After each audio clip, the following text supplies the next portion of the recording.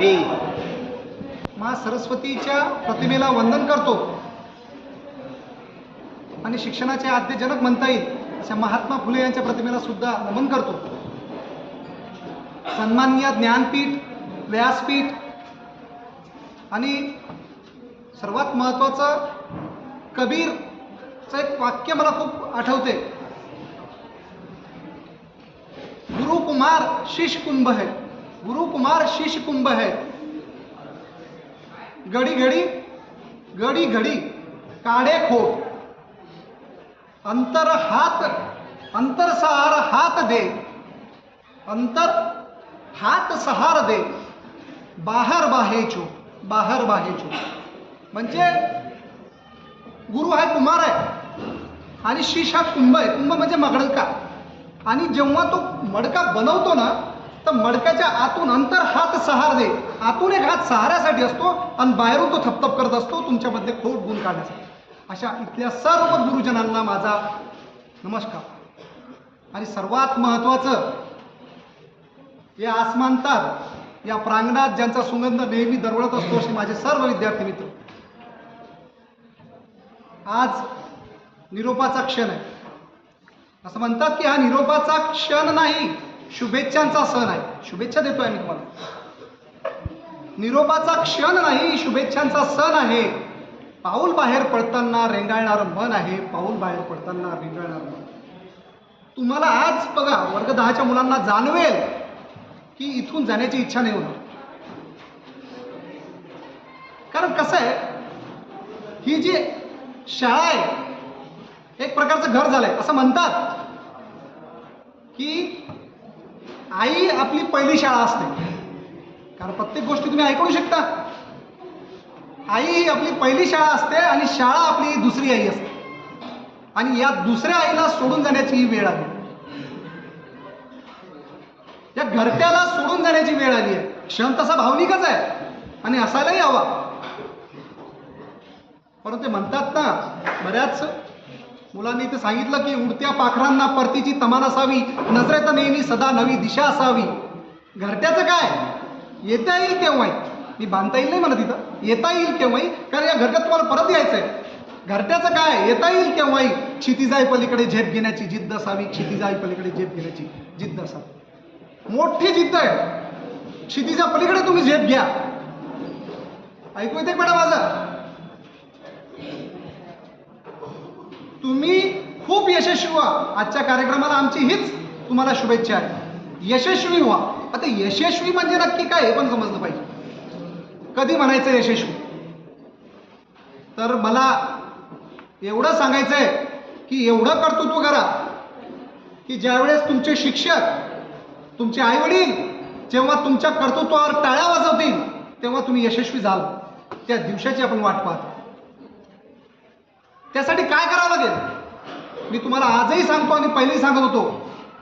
जर तुम्ही 6 तास आज अभ्यास केला नाही तर उद्या तुम्हाला 12 तास काम करावं लागेल. जर आज तुम्ही स्वप्न बघितली नाही तर उद्या तुम्हाला दुसऱ्याचे स्वप्न बघण्यासाठी काम करावं लागेल.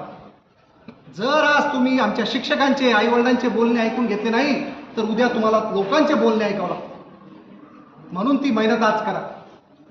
जरी माझं आयुष्य, माझं बालपण गरिबीत गेलं असेल तरी चालेल, पण माझ्या आई वडिलांचं म्हातारपण मी गरिबीत जाऊ देणार नाही अशी शपथ तुम्हाला घ्यावी लागेल. असं यशस्वी व्हा. नुसतं यशस्वी व्हा असंच नाही म्हणत मी. जीवन सुंदर जगा. परत प्रश्न पडतोय, जीवन सुंदर कसं जगायचं? जीवन सुंदर जगण्यासाठी काय करावं? एका विद्यार्थ्याने एका शिक्षकाला विचारलं की सर मला जीवन सुंदर जगायचंय, कसं जगू? काय करता येईल जीवन सुंदर जगण्यासाठी? तर त्या शिक्षकाने एक छानशी युक्ती सांगितली. त्या शिक्षकाने काय केलं, एक काम कर म्हणे, कागद घे. बघा, एक विद्यार्थी ज्याला प्रश्न पडलाय की जीवन सुंदर कसं जगायचं, तो त्या सरांकडे गेला. सरांना विचारलं की जीवन कसं सुंदर जगायचं. त्या सरांनी सांगितलं एक कागद घे आणि त्या कागदावर अशा लोकांची यादी कर ज्याने तुला मदत केली. विद्यार्थी बसला, कागद घेतलं, नाव लिहू लागला की मला कोणा मदत केली. त्याला आठवू लागलं की चला मला परीक्षेच्या वेळेस माझ्या मित्रांनी मदत केली, मला पेपर दाखवला, यानं मला पेन दिला, मला बसमध्ये यानं मदत केली. अशी मोठी यादी 50 लोकांची त्याची यादी तयार झाली की ज्यांनी मला यादी दिली की अरे या लोकांनी मला मदत केली.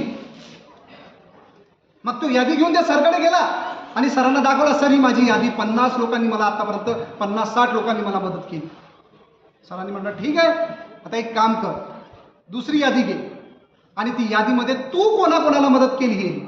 आता पडला प्रश्न, आता मी कोणाकोणाला मदत केली. तरी त्यानं आठवण्याचा प्रयत्न केला. आठवलं की बाबा मी एखाद्या वेळेस एका पोराला भांडणामध्ये त्याच्या मित्रासोबत गेलो होतो, लिहून टाकला ना.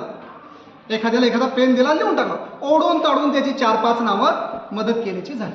आणि सरांकडे गेला आणि सरांना सांगितलं, सर मी ज्यांना मदत केली त्यांची नाव, तू ज्याची मदत घेतली त्याची 50 नावं आणि तू ज्यांना मदत केली त्याची 5 नावं.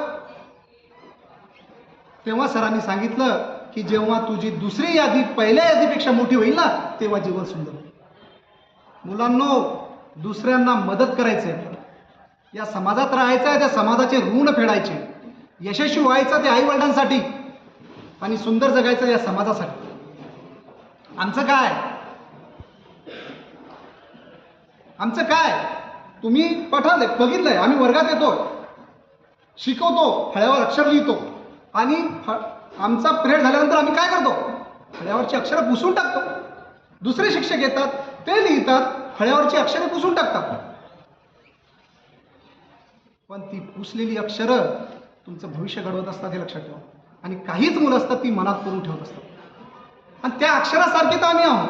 शिक्षक काय, शिक्षक या फळ्यावरच्या अक्षरासारखे आहेत. आज तो दिवस आहे की आम्ही पुसल्या जाणार आहोत तुमच्या मनात. आज आम्हाला पुसण्याची वेळ झाली. तुम्ही आठवा, वर्ग 10च्या मुलांना मी विशेष करून सांगतो, आठवा. त्या गणिताचे सर तुमचे वर्गात जेव्हा यायचे तो वळणदार अक्षर काढायचे. सगळ्यांनी आता सांगितलंच, त्यांच्या अक्षरामध्ये त्यांचं प्रेम दिसून येत होतं. ते अक्षर, ते वळणदार अक्षर तुम्हाला वळण लावण्यासाठी होतं. हिंदीच्या सरांनी त्या मारलेल्या ज्या छड्या होत्या ना, त्या तुम्ही हिंदीमध्ये पारंगत व्हावे यासाठी नव्हत्याच. तुम्ही पुढील आयुष्य अधिक प्रगल्भ जगावं, प्रबळ जगावं त्यासाठी होतं.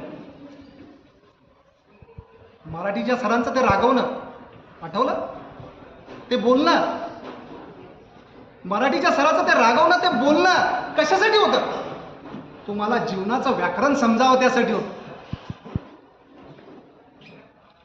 ते विज्ञानाचे सर आठवा, ते जेव्हा विज्ञान तुम्हाला शिकवत होते तेव्हा त्यांना तुम्हाला काही प्रयोग नव्हते सांगायचे. या जगात, या समाजात जगण्यासाठी तुम्ही वैज्ञानिक दृष्टिकोन जपावा त्यासाठी त्यांनी शिकवलं. आठवा ते दिवस जे गेले निघून. ते जेव्हा मी इंग्रजी शिकवायचो तेव्हा ऍक्टिव्ह व्हाईस पॅसिव्ह व्हाईस सोडून मधातच आमच्या गप्पा रंगून जायचे, गोष्टी रंगायचे. त्या गोष्टी कशासाठी होत्या की भविष्यात तुमच्या आई वडिलांना तुमचा अभिमान वाटावा, त्या मागचा त्या उद्देश होता. म्हणून मी तर म्हणतोय की हा जो कार्यक्रम आपण इथं घेतलाय ना, तो काही कचोरी आणि समोसे खाण्यासाठी नाही घेतलाय. या कार्यक्रमाची प्रगल्भता समजून घ्या. निरोपाचा क्षण आहे, डोळे भरून आले पाजळे सरांचे. जेव्हा निरोप देतो तेव्हा काय होतं, निरोप आम्ही नाही देत आहोत, निरोप तुम्ही घेत आहात. लक्षात ठेवा, शब्दाचा अर्थ समजून घ्या. निरोप आम्ही नाही घेत, निरोप तुम्ही घेत आहात. तुम्ही निरोप घेत आहात त्या भिंतींचा, त्या वर्गखोल्यांचा जिथं तुम्ही भविष्यातली स्वप्न बघितली. या खोल्या तुम्ही सोडून जाणार आहात. जे मग तिथं तुम्ही तुमच्या भविष्याची स्वप्न बघितली होती, तो मैदान तुम्ही सोडून जाणार आहात जिथं तुमचं बालपण मोठं झालं. तुम्ही तो बेंच तिथंच सोडून जाणार आहात जिथं तुमची मैत्री रंगली आणि बहरली. तुम्ही ती शाळा सोडून जाणार आहात जिथं तुम्ही पडले, रडले आणि घडले. आणि सगळ्यात महत्त्वाचं, तुम्ही ते शिक्षक सोडून जाणार आहात ज्यांनी तुम्हाला आईची माया दिली आणि वडिलाची शिस्त दिली. बस एवढंच बोलतो.